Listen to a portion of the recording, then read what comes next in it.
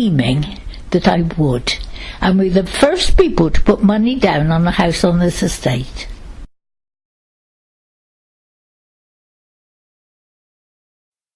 It's the barn over in the rubber fields at the end, the barn that was in rubber fields at the end of the Rodborough Avenue.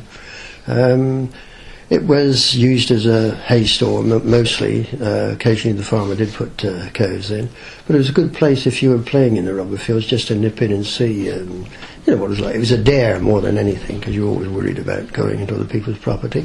And sadly, some children got in there and lit some loose hay and that, and the place just went up. And I honestly can't remember whether it was 2 who died or just 1, but it was tragic at the time. Try not to ask me the date of it, because I just can't remember. No. It was, I would have thought, late 50s, something like that. Oh, yeah, had a jackdaw. You know, he had a pig. But the jackdaw, he used to, wherever I was, he used to find me. But we got used to him, and he got hours a day.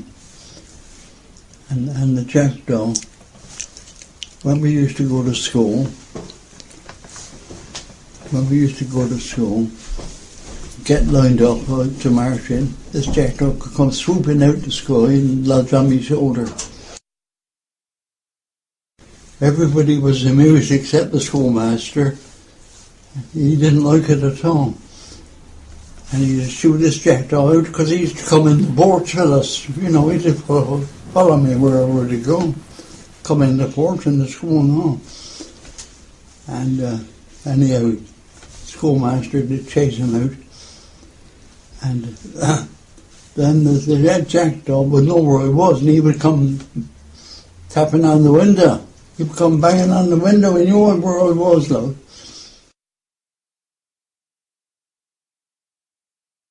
Oh, Captain Foster, yes.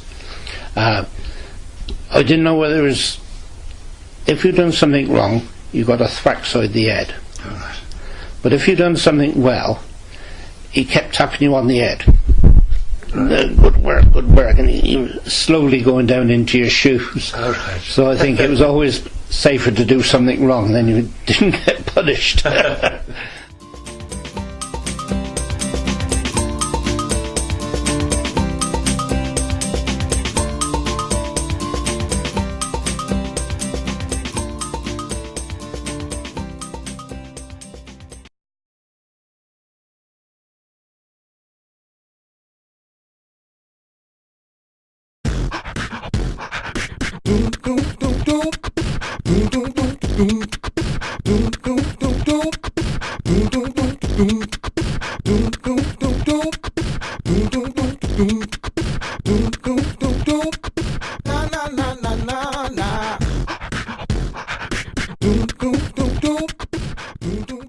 Two characters I remember in Rodborough particularly, and it must have been well known, were Fred and Sidney Dainty, who lived on the boulevards.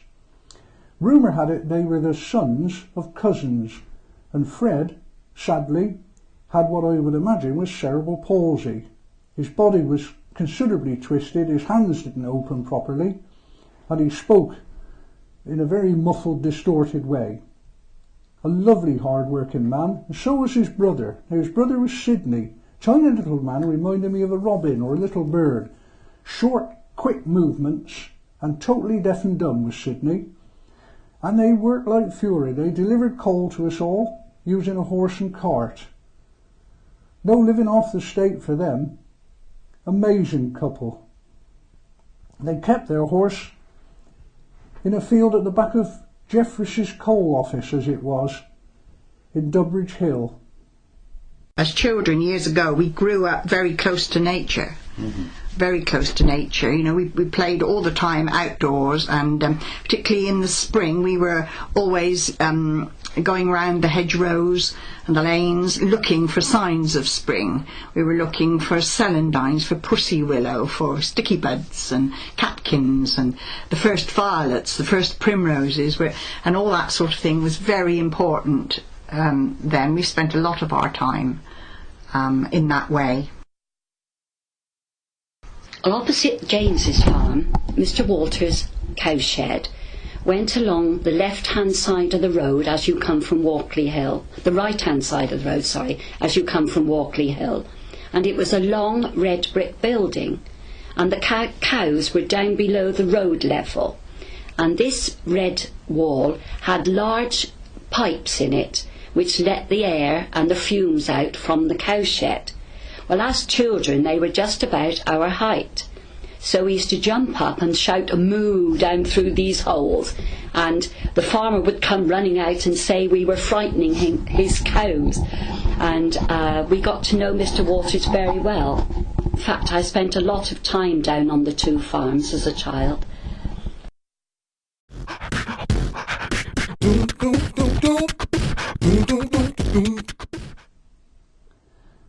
One place of interest was the Golden Cross Inn, where Durbridge Hill meets the A46 Bath Road and with the bottom of Walkley Hill.